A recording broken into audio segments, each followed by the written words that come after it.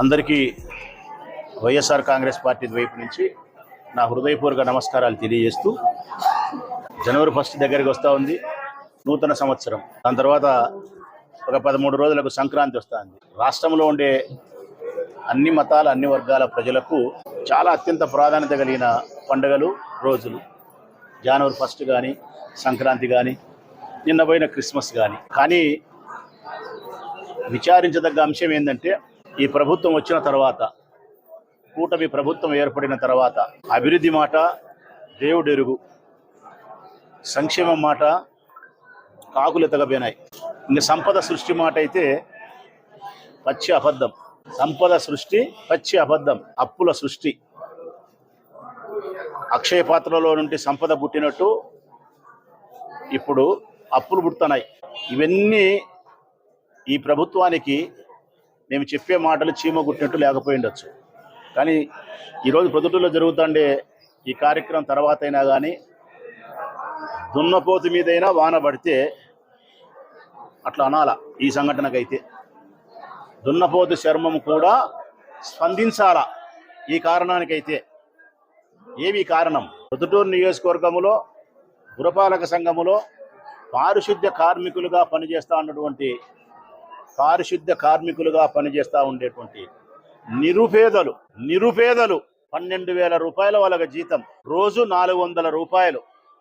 వాళ్ళు చేయాల్సిన పని 8 గంటలు మురికి కాలువలలో దిగి, చలి అనుకోకుండా చలికాలం రావాలా, 4:30కు మస్టర్ వేసుకోవాలా, 5కో 5:15కో డ్యూటీలోకి దిగాల, కాలువలమ్మడి పోవాలా, మలమూత్రాలు విసర్జించిన చోట కాళ్ళు చేతులు పెట్టాలా.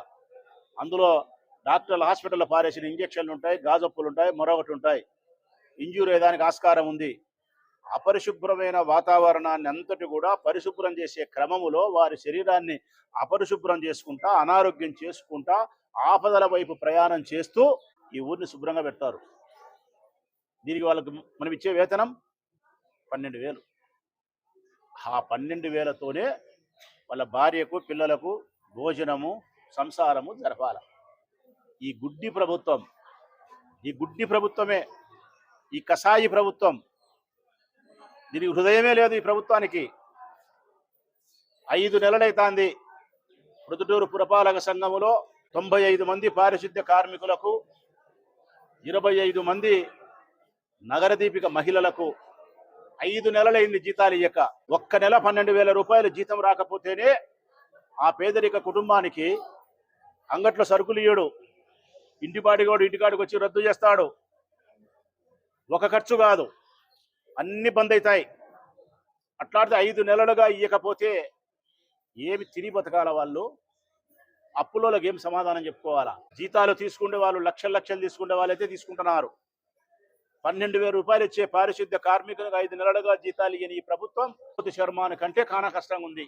నిన్న వాళ్ళు ధర్నా చేసినారు 3 రోజుల కిందట. మాకు క్రిస్మస్ ఉంది, జనవరి 1 ఉంది, సంక్రాంతి ఉంది, ఏదో ఒకటి చేసి మాకు ఇయ్యండి అయ్యా, మా కష్టానికి చేసిన డబ్బులు మాకు ఇయ్యండి అంటే కమిషనర్ దగ్గర నుంచి ఏమాత్రమే కానీ చలనం లేదు. స్థానిక తెలుగుదేశం పార్టీ నాయకుల దగ్గర నుంచి అసలుకు నిమ్మకు నీరెత్తినట్టున్నారు. అసలు ఎమ్మెల్యే గారు అయితే, తెలుగుదేశం పార్టీ ఎమ్మెల్యే గారు అసలు వీళ్ళ గురించి పట్టించుకునే పరిస్థితి కానీ, వీళ్ళ వైపు చూసే పరిస్థితి కానీ లేదు. వీళ్ళు పోయి మొరబెట్టుకుంటే కనీసం కమిషన్ పిలిచి ఏమి జరుగుతుంది, పారిశుద్ధ్య కార్మికులకు 5 నెలలుగా జీతాలు ఎందుకు ఇవ్వకపోతున్నారు, ప్రభుత్వ వైఫల్యం ఏంది, ప్రభుత్వంలో పొరపాటు ఏంది, ఇది సరిచేయి, ఇది ఇయ్యి, లేకుంటే ఇది ఇస్తాం, ముందు ఇది జరుపుదాం, ఈ అన్నం పెడదాం ఈ పండక్కు. వైఎస్ఆర్ కాంగ్రెస్ పార్టీ అధికారంలో ఉన్నెన్నాళ్ళు, మేము ఎమ్మెల్యేగా మా ప్రభుత్వం అధికారంలో ఉన్నెన్నాళ్ళు ఈ నియోజకవర్గంలో ఉండే మొదలుకుంటే ఇచ్చాపురం వరకు పారిశుద్ధ్య కార్మికులకు సర్వము మేము సకలము సమకూర్చగలిగినాం. ఎప్పుడు జీతాలు పెండింగ్ లేవు, ఎప్పుడు ధర్నాలు చేసిన దాఖలాలు లేవు మా టైంలో. ఎప్పుడైనా నెల 2 నెలలు 3 నెలలు ఏ కారణం చేత జీతాలు ఇబ్బంది వస్తే మేము ఇచ్చినాం. 50 లక్షలు 60 లక్షలు 70 లక్షల రూపాయలు కూడా మేము ఇచ్చి మళ్ళీ తర్వాత వాళ్ళకు జీతం వస్తే 2 నెలలకు 3 నెలలకు మేము ఇప్పించుకోగలిగినాం. రాధమ్మ కమిషనర్ ఉన్నది, రమణయ్య కమిషనర్ ఉన్నాడు. ఎప్పుడన్నా ఒకసారి ఆ పొరపాటు జరిగితే, ఇప్పుడు కూడా నెల 2 నెలలు మీకు పొరపాటు జరిగితే నేను విమర్శించను. 5 నెలలు పొరపాటు జరిగింది. పొరపాటు తర్వాత మీరు సరిదిద్దే ప్రయత్నం చేయలే, ఆ పేదవాళ్లకు అన్నం పెట్టే ప్రయత్నం మీరు చేయలే. అందుకే మీది కసాయి ప్రభుత్వం, కఠినమైన హృదయం కలిగిన ప్రభుత్వం ఇది. వాళ్ళ బాధ చూడలేక మేము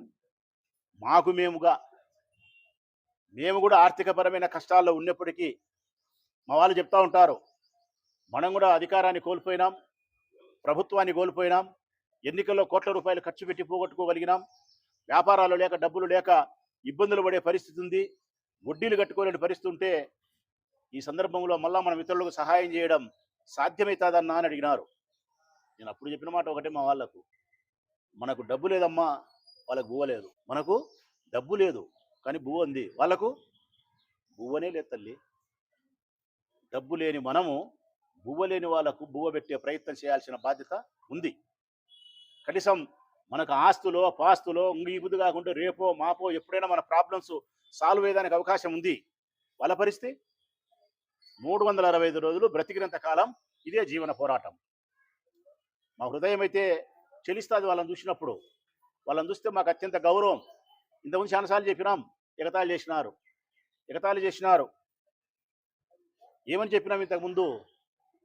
కష్టపడి పనిచేసే వీళ్ళు వాళ్ళ రక్తాన్ని స్వేద బిందువులుగా చెమటగా మారిస్తే ఆ చెమట కూడా మాకు సువాసనే అని చెప్పినాం. కవిత్వమా? కాదు, కరుణ హృదయంలో నుంచి వచ్చిన మాటలు అవి. ఆ రోజు అట్టే ఉన్నాం, ఈరోజు ప్రభుత్వం లేకపోయినా అట్టే ఉన్నాం, ఇంకా ముందు కూడా అట్టే ఉంటాం. అందుకే వైఎస్ఆర్ కాంగ్రెస్ పార్టీకి సంబంధించిన మున్సిపాలిటీ నుండి మా కౌన్సిలర్లు అందరూ కలిసి వీళ్ళకి ఏదైనా సాయం చేద్దామని చెప్పి నిర్ణయించుకొని కనీసం ఒక 20 రోజులు, సంక్రాంతి దాటిపోయేంత వరకన్నా, ఈ జీతాలు పడేంత వరకన్నా, సంక్రాంతి దాటిపోయేంత వరకు అందరూ పండగ చేసుకోవాలి దాని ఉద్దేశంతో ఒక్కొక్క మనిషికి మంచి 10 కేజీలు బియ్యం ఇచ్చినాం. మంచి బియ్యం, ఖరీదైన బియ్యం, ధనవంతులు తినే బియ్యమే ఇచ్చినాం వాళ్ళకు. నాసిరకం బియ్యం ఇలే. బియ్యంతో పాటు కందివేళ్ళు ఇచ్చినాం, తెల్లగడ్డలు ఇచ్చినాం, కొబ్బరి ఇచ్చినాం, నూనె ఇచ్చినాం, ఒట్టిమిరపకాయలు ఇచ్చినాం, ఇంకా కారము, పసుపు ఇటువంటివన్నీ ఇచ్చినాం. దాంతోపాటు పండగగా వేసుకునే దానికి మహిళలకైతే ఒక చీర ఇచ్చినాం, పురుషులకైతే ఒక ప్యాంటు షర్ట్ ఇచ్చినాం. ఇది ఈ 15-20 రోజులకు వాళ్ళకి సరిపడడానికి ఉపయోగపడుతుంది, పండగ జరుగుతుందని. ఇప్పటికైనా స్థానిక ఎమ్మెల్యే గారు జోక్యం చేసుకొని కమిషనర్ని పిలిపించుకొని ఎందుకు వాళ్ళకి జీతం రాలేదో కనుక్కొని 5 నెలల జీతం ఇవ్వాల్సిన పరిస్థితిని ఈ 15 రోజుల్లో చక్కదిద్దే ప్రయత్నం చేసి 15 రోజుల్లో ఇవ్వాలని చెప్పి కోరుతున్నాం. ఒకవేళ సంక్రాంతి నాటికి కూడా జీతం ఇవ్వకపోతే మళ్ళీ మేము దీని మీద ఉద్యమించాల్సిన పరిస్థితి వస్తుంది. దీని మీద మళ్ళా మేము పాత్రికేయుల సమావేశాన్ని ఏర్పాటు చేయాల్సి వస్తుంది, మున్సిపల్ ఆఫీస్ కాడికి రావాల్సి వస్తుంది, కమిషనర్ మా కౌన్సిలర్ అడగాల్సి వస్తుంది, మళ్ళీ మేము ఇంకొకటి నిరసన కార్యక్రమం చేయాల్సి వస్తుంది, లేదంటే మా దాతృత్వాన్ని ప్రదర్శించాల్సి కూడా వస్తుంది. మా దగ్గర శక్తి ఉంటే ఈ స్థితికి తీసుకురాకుండా ఈ 15 రోజుల్లో సరిదిద్దే ప్రయత్నం చేయండి. దీనికి మళ్ళా పనికి మాలిన మనుషులు మాట్లాడతారు. తెలుగుదేశం పార్టీలో ఈ పొద్దుటూరులో 1-2 ఉన్నారు కౌన్సిలర్లు. ఏమని మాట్లాడతారు తెలుసునా? మున్సిపల్ చైర్మన్ మీ వాళ్ళే కదా, భీమునిపల్లి లక్ష్మీదేవమ్మ, కౌన్సిలర్లు మీ వాళ్ళే కదా, ఇయ్యొచ్చు కదా అని. ఇదేమన్నా సమంజసమైన మాటేనా? మున్సిపల్ చైర్మన్ కౌన్సిలర్లు కలిసి వాళ్ళ జీతాలు ఇవ్వడానికి సాధ్యమవుతుందా? ఇది చేయాల్సింది ఎవరు? అధికార పార్టీకి సంబంధించినటువంటి ఎమ్మెల్యే చేయాలా, మున్సిపల్ కమిషనర్ చేయాలా, లే ప్రభుత్వం చేయాలా? ప్రభుత్వం మీది, ఎమ్మెల్యే మీది, కమిషనర్ మీవాడు. ఎవరు చేయాలా? అదే వైఎస్ఆర్ కాంగ్రెస్ పార్టీ అధికారంలో ఉన్నప్పుడైతే మా ప్రభుత్వం, నేను ఎమ్మెల్యే, మా చైర్మన్, మా కమిషనర్ చేసినాం. ఇప్పుడు మీరు చేయాలా? ఇప్పుడు వీళ్ళ మీదకి నెట్టే ప్రయత్నం కాదు, వీళ్ళ మీదకి నెట్టకుండా ఉండేదాని కోసమే ముందుగానే చెప్తాను నేను. వీళ్ళు ప్రశ్నించినారు, కమిషనర్ను మాట్లాడుతున్నారు, కౌన్సిల్లో మా వాళ్ళే ఆమోదం చేసినారు, 12,000 ఇచ్చే జీతాన్ని 18,000 చేసినారు. ఆ 18,000 ఇంప్లిమెంటేషన్ చేసేదానికి కూడా వాళ్ళకి చేతులు రాలే, మనసు రాలే. ఇప్పుడు కూడా చెప్తాను, 18,000 జీతం ఇవ్వాలి వాళ్ళకు, 12,000 కాదు 18,000 ఇవ్వాలి జీతం. కాబట్టి వైఎస్ఆర్ కాంగ్రెస్ పార్టీ కౌన్సిలర్లకు చైర్మన్కు సంబంధం కాదు, మా ప్రభుత్వం ఉంటే మాకు సంబంధం. బుద్ధి తెచ్చుకొని ఈ 15 రోజుల్లో వాళ్ళ జీతాలు వాళ్ళకి ఇవ్వండి, లేదంటే మా నుంచి మళ్ళీ పోరాటాన్ని మీరు ఎదుర్కోవడానికి కమిషనర్ సిద్ధంగా ఉండాలి.